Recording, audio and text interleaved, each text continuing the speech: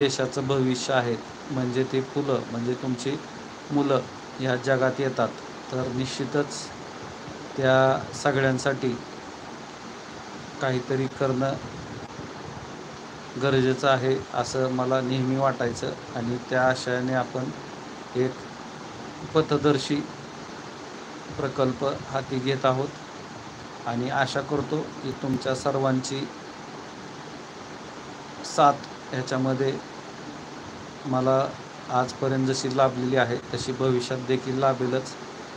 आणि सगळ्यात महत्त्वाचं, तुम्हीही असं समजू नका की माझी शेती नाही आहे किंवा माझ्याकडं पैसे नाही आहेत. मित्रांनो, तुमची फक्त काय म्हणायचं त्याला, लढ म्हणायची जरी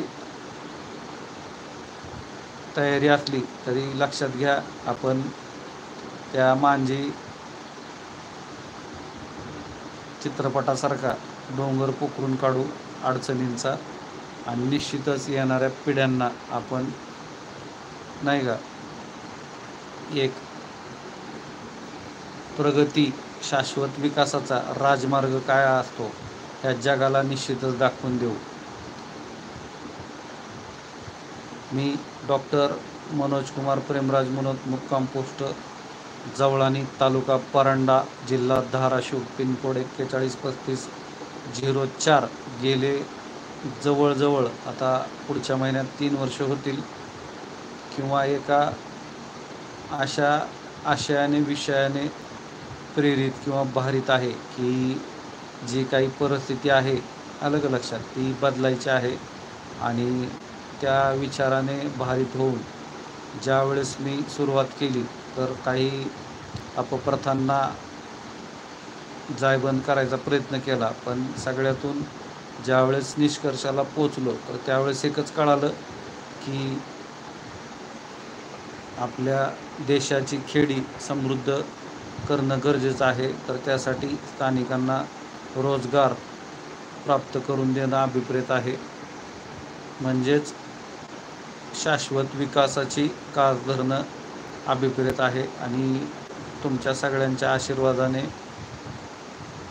पुढं पाहिलं की भारतमालाच्या आशयाने सुरत चेन्नई ग्रीनफील्ड एक्सप्रेसवे लाभार्थी बाधित गाव म्हणून जवळानीचा भाग्योदय होणं असेल किंवा ह्या मार्गिकेच्या लगतच लगोलग टाकळी, जवळानी आणि आरणगाव ह्या गावांची प्रस्तावित औद्योगिक वसाहतीच्या आशयाने इंडस्ट्रीयल इंटिग्रेटेड टाउनशिप म्हणून, इंडस्ट्रीयल नोड म्हणून शेंद्रा बिडकींच्या धर्तीवरती हालचाली होणं असणे म्हणा किंवा आत्ता जाहीर केलेल्या भूमपरांडा वाशी औद्योगिक विकास महामंडळाच्या यादीमध्ये लगतच्या गावाचं नाव असणं असेल किंवा आणखीन या सगळ्या पार्श्वभूमीवरती गावाची निवड आणखीन एका उपक्रमासाठी म्हणजेच काय तर उपजिल्हा रुग्णालयासाठी होणे असेल, तर एकंदरीतच काय की काही वेळेस तुम्ही म्हणाल की बाबा शाश्वत विकास आणि प्रगती, तर बरोबर आहे, मूलभूत सुविधा आपल्या जनसमुदायाला प्राप्त होणं आणि त्या आशयाने त्यांना त्यांचं जीवनमान राहणीमान सुखकर होणं आणि इहलोकीच त्यांच्या आकांक्षा, इच्छा, अपेक्षा पूर्ण होणं हेच अभिप्रेत असावं आणि त्यालाच निश्चित विकास किंवा प्रगती म्हणू शकतो. आणि ह्याला शाश्वत याच्यासाठी म्हणणं अभिप्रेत आहे की हा कायमस्वरूपी तग धरणार आहे, तकलादू नाही आहे की आत्ता उभं पीक दुसऱ्या दिवशी किंवा रात्रीच्या मुसळधारीमध्ये नाही का जमीनदोस्त होतं किंवा वाहून जातं. तर ती अशाश्वतता किंवा अनसर्टेन्सी नसणार आहे. ह्याच्यात जे काय आहे हळूहळू असेल, पण निश्चितच ते फर्म आणि सेक्युअर असेल.